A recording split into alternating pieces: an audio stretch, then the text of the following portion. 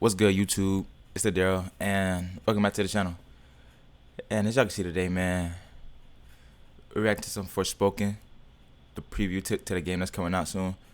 But my initial thoughts on this game when I first seen the trailer a couple months ago, this game is gonna be raw. This game, it's not gonna win Game of the Year, probably not. But then again, it might, cause like award shows and shit. But I'm looking forward to playing this game, just like I'm looking forward to playing God of War. But like, this game is fresh, it's new. I ain't never seen no shit like it. Get a female protagonist, so that's good. And I like the special effects and all the fighting styles and shit. But let's see what this preview about. I hope it's good. If it's trash, I'm gonna be so pissed. But it look raw though. I seen this bitch use lightning in the trailer. Man, nigga head go crazy. But if y'all new, make sure y'all like, comment, share, and subscribe. Let's get into it.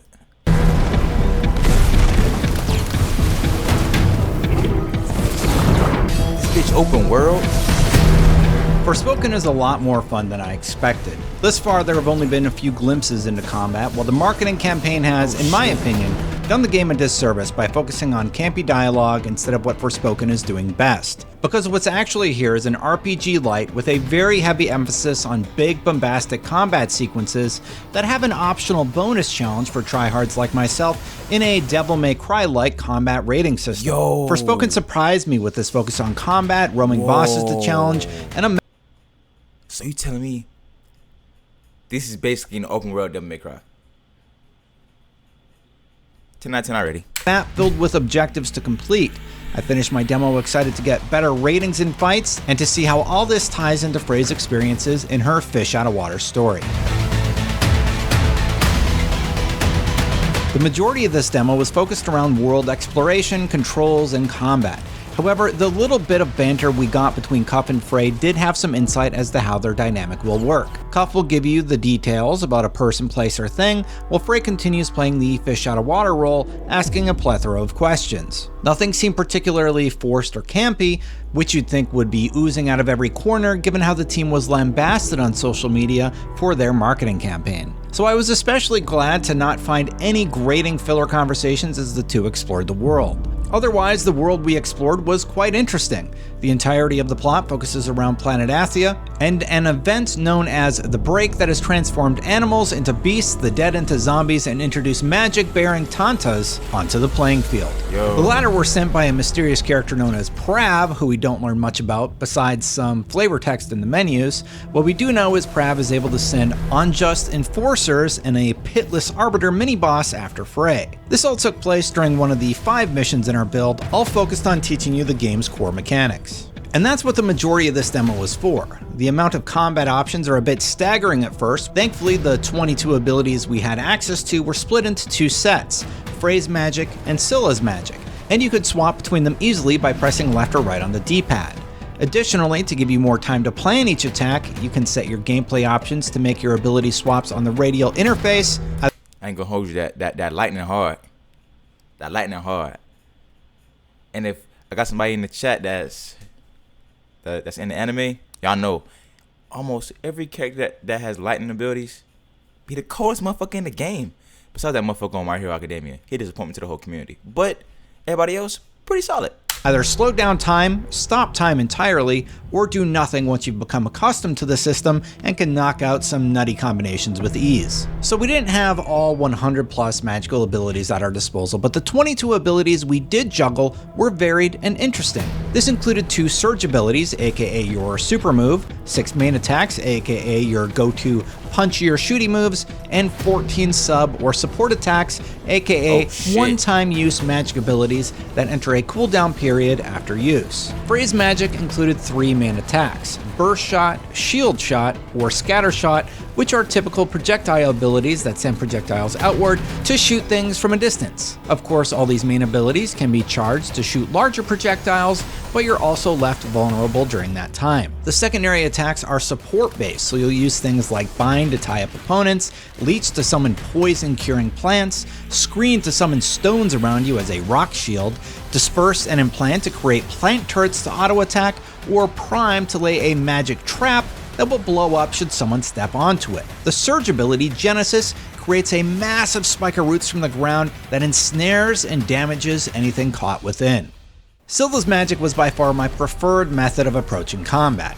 It didn't hurt that most things were vulnerable to it in this build. The three main attacks that involve fire are Arc Slice and Blast Slice that give Frey a huge fire lance, or Rage Slice that allows your fiery fist to become the weapon. Even Scylla's sub-abilities are incredibly powerful. Charge send you dive kicking at top speed into an opponent's face, pushing them back and damaging them at the same time. Bombardier does the same, but triggers an explosion that does area of effect damage. And Fire Trap creates a lava bubble to burn away at anything stepping inside of it. There's also less in-your-face options here like Aegis, which I don't know how to say properly, that cancels out an enemy's attack or eliminates defense-reducing spells applied to Frey. That's so dope. And my personal favorite, Crucible, will engulf a circular area in flames and allow Frey to do more attack damage to anything captured within. Combine that with the incredibly powerful, say it with me, Conflagration, which engulfs anything in front of you in a massive wave of fire, and you'll likely be walking away from most encounters victorious. Both Frey's and Scylla's magic also benefit from parkour abilities, offering additional options if airborne. As the parkour elements are separate, you can also use the Spider-Man web zip style ability to get up close and personal should you need to, or simply dodge to the left or right and avoid an attack. And all of this is combined with a combat rating that is constantly judging how well or poorly you've been doing the entire time. I will admit that I became obsessed with figuring out how to improve my score, as that letter D lingered far longer than I liked. With all these abilities, I'd love to see what a Frey S tier combo looks like, hoping it would make even Dante from Devil May Cry blush.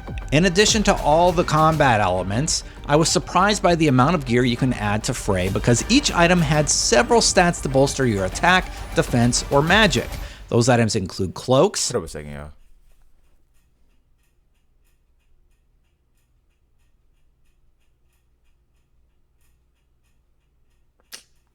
Tripping.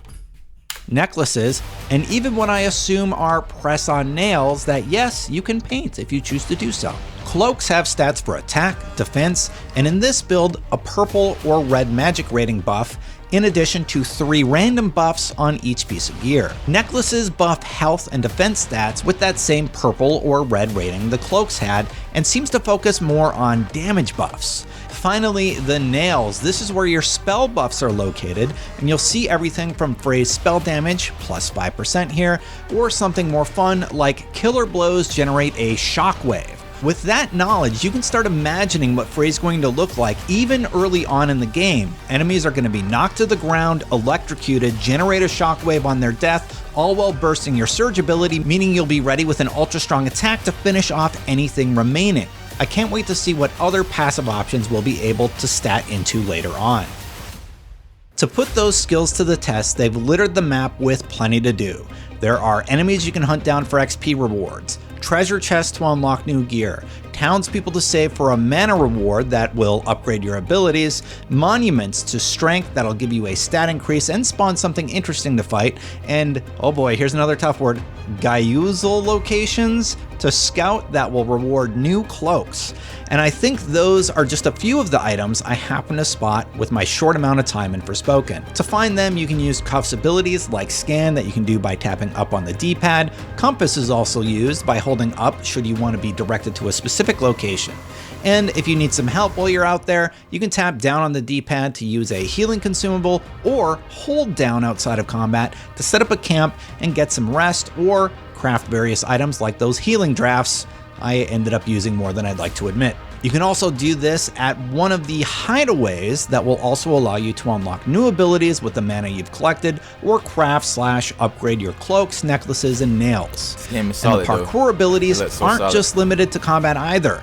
You can also very quickly get around the map with your standard zip ability, which makes things like climbing up the face of a mountain much easier, or getting to the next point of interest a bit more fun than just walking there. A Because I primarily played all of this on performance mode, as I prefer faster frame rate over pretty visuals, I did want to ask what some of the other graphical targets were. The Forspoken team told me that they're targeting a maximum resolution of 2880 by 1620p with a frame rate of 30 FPS for the ray tracing mode and a maximum resolution of 2560 by 1440p at 60 frames per second for the performance mode. Having had the chance to swap between them both, there's an obvious difference in how the game feels and looks for both, as the demo was so focused on combat, I felt the faster frame rate was the way to go. That said, if visuals are your thing, they've clearly spent a lot of time working to make them the best looking they can be. My biggest worry remains the story, which I didn't experience much of, but from what I have seen, I am intrigued by it.